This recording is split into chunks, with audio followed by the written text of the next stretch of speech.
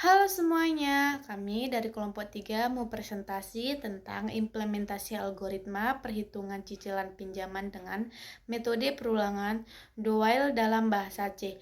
Nah, topik ini cukup menarik karena kita akan lihat gimana ngoding bisa bantu ngitung cicilan pinjaman secara otomatis. Sumber dari presentasi ini adalah jurnal yang kita review bareng-bareng. Dan perkenalkan dulu nih, anggota kelompok kami ada Risya, Tania, Dea, Tri, dan Laurencia. Ini si presentasi kita ya, mulai dari pengertian looping, terus masuk ke latar belakang, tujuan, sampai ke contoh program dan outputnya. Pengertian looping atau perulangan adalah proses menjalankan sebuah perintah atau blok kode secara berulang-ulang selama kondisi tertentu terpenuhi. Pada pemrograman, looping digunakan agar tidak perlu menulis perintah yang sama berkali-kali. Hal itu dapat menghemat waktu, mempercepat proses pengolahan data, dan membuat program menjadi lebih efisien dan rapi. Jenis-jenis looping. 1. For loop digunakan jika jumlah pengulangan sudah diketahui. 2. While loop digunakan saat perulangan bergantung pada kondisi yang mungkin berubah. 3. While loop digunakan selalu menjalankan blok kode setidaknya sekali meskipun kondisi awal tidak terpenuhi. Contoh pengguna for. For buka kurung integer i sama dengan 0 titik koma i lebih kecil dari 5 titik koma i plus plus tutup kurung kurawal code hello nl. Contoh pengguna while. Integer i sama dengan 0 buka tutup koma while buka kurung i lebih kecil 5 tutup kurung kurawal code hi nl i tambah titik koma. Contoh pengguna do while. Integer i sama dengan 0 titik koma do kurung kurawal code c plus plus nl i plus plus titik koma while buka kurung i lebih kecil 5 tutup kurung i titik koma. Latar belakang masalah. Implementasi algoritma perhitungan cicilan pinjaman dengan metode perulangan Doyle dalam bahasa C. Latar belakang masalah pada jurnal ini adalah perhitungan cicilan pinjaman yang masih dilakukan secara manual, terkadang menyulitkan pengguna, terutama pada perhitungan suku bangsa, durasi, dan metode cicilan berbeda. Untuk itu perlu sistem otomatis yang dapat menghitung secara cepat, akurat, dan efisien. Pengguna algoritma atau looping perulangan seperti the while dalam bahasa pemrograman C diharapkan dapat dijadikan solusi inovatif dalam mengembangkan aplikasi yang mampu memenuhi kebutuhan tersebut. Tujuan penelitian. Adapun tujuan dari penelitian ini sebagai berikut. 1. Melakukan pengembangan dan mengevaluasi efisiensi serta keakuratan dari sistem perhitungan cicilan pinjaman berbasis algoritma Doyle dalam bahasa C. 2. Penelitian ini juga bertujuan untuk memberikan solusi praktis yang dapat membantu pengguna dalam membuat keputusan finansial terkait pinjaman, serta mempermudah proses disimulasi berbagai durasi cicilan tanpa perhitungan manual. Nah, di bagian ini saya mau jelaskan gimana cara penyelesaian masalah dalam penelitian ini. Jadi, pendekatannya pakai perulangan Doyle dalam bahasa C. Kenapa Doyle? Karena struktur ini memastikan proses perhitungan tetap dijalankan meskipun satu kali. Meskipun kondisinya belum langsung memenuhi syarat berhenti, dengan cara ini sistem tetap bisa merespon berbagai kondisi dan tetap jalan meskipun datanya belum lengkap di awal. Ini juga bikin proses perhitungan bisa terus dilanjutkan sesuai input dari pengguna. Lalu, pengguna akan memasukkan beberapa data penting kayak pokok pinjaman, suku bunga, dan jangka waktu. Nah, setelah itu, sistem akan mulai menghitung cicilan secara bertahap atau iteratif. Prosesnya dibagi jadi 4 tahap seperti berikut. 1. Input pokok pinjaman, suku bunga, dan jangka waktu. Pertama, pengguna masukin dulu data pokok pinjaman, suku bunga, dan jangka waktunya. Dan yang kedua, perhitungan cicilan bulanan berdasarkan metode yang dipilih. Lalu, sistem akan dihitung cicilan bulanan pakai metode yang sudah ditentukan. Dan yang ketiga, iterasi dengan Doyle hingga semua cicilan selesai. Selanjutnya, sistem akan menjalankan perulangan Dowell sampai semua cicilan dihitung. Dan yang keempat, analisis hasil berdasarkan simulasi yang dilakukan. Terakhir, hasilnya dianalisis berdasarkan simulasi yang sudah dilakukan.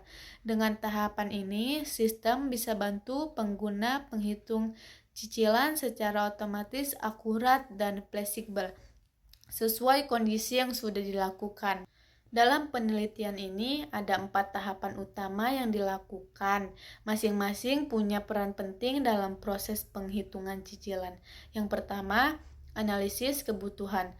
Pertama, kita identifikasi dulu variabel dan kondisi yang dibutuhkan seperti bunga, pinjaman, dan lama cicilan. Ini dilakukan lewat studi, literatur, dan kebutuhan pengguna. Yang kedua, perancangan algoritma, lalu disusun logika perhitungannya. Di tahap ini digunakan perulangan Dowell supaya minimal satu perhitungan dijalankan walaupun kondisi belum terpenuhi. Yang ketiga, implementasi dalam bahasa C. Tahap ketiga, logika tadi diterjemahkan ke dalam program menggunakan bahasa C. Yang keempat, pengujian dan evaluasi. Terakhir, diuji dengan berbagai skenario input, misalnya variasi pinjaman, bunga, dan periode cicilan untuk lihat apakah hasilnya sesuai. Dengan tahapan ini, sistem bisa bekerja secara akurat dan fleksibel sesuai dengan kebutuhan pengguna.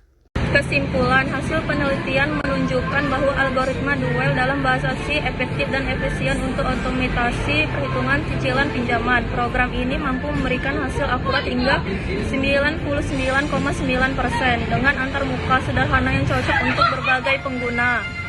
Saran, pengguna struktur perulangan Dowell dalam program ini sudah tepat karena menjamin perhitungan dilakukan minimal 1 kali, namun disarankan agar logika looping dikembangkan lebih fleksibel, misalnya dengan menambahkan batas maksimal pengulangan atau validasi kondisi berhenti agar program lebih aman dari input yang tidak valid. Selain itu, struktur perulangan juga dapat dikombinasikan dengan fungsi modular agar kode lebih rapi, mudah dipelihara, dan efisien saat digunakan dalam skenario perhitungan berulang.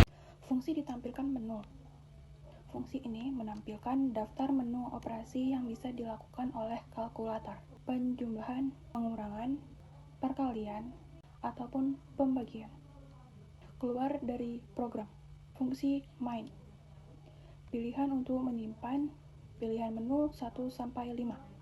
A sama B, angka input dari pengguna. Hasil perhitungan ulang untuk menentukan apakah pengguna ingin mengulangi program.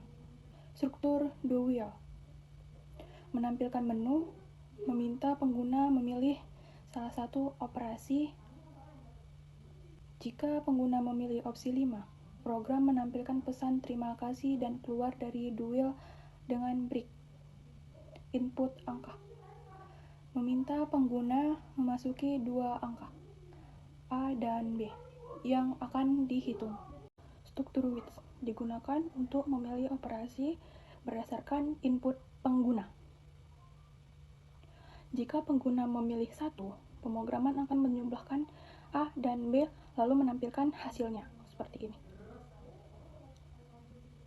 Jika pengguna memilih 2, dilakukan pengurangan A kurang B. Jika pengguna memilih 3, dilakukan perkalian A kali B. Jika pengguna memilih 4, pemrograman akan membagi A bagi B. Asalkan B bukan 0, fixed and set precision. Digunakan untuk membatasi hasil ke 2 angka di belakang koma. Jika B sama dengan 0, pemrograman menampilkan pesan error. Jika input pilihan bukan 1-4, maka pemrograman akan menampilkan bahwa pilihan tidak valid. Program atau output. Menu kalkulator sederhana. 1 penjumlahan, 2 pengurangan, 3 perkalian, 4 pembagian, 5 keluar. Pilih operasi 1-5 sama dengan 1. Masukkan angka pertama 897, masukkan angka kedua 98. Hasil penjumlahan 995. Ingin menghitung lagi atau tidak? Ya. Pilih operasi 1-5 sama dengan 2. Masukkan angka pertama 89, masukkan angka kedua 96, hasil pengurangan -7. Ingin menghitung lagi ya atau tidak? Ya. Menu kalkulator sederhana. 1 penjumlahan, 2 pengurangan, 3 perkalian, 4 pembagian, 5 keluar. Pilih operasi 1 sampai 5 sama dengan 3. Masukkan angka pertama 89, masukkan angka kedua minus 76. Hasil perkalian negatif 6764. Ingin menghitung lagi atau tidak? Ya.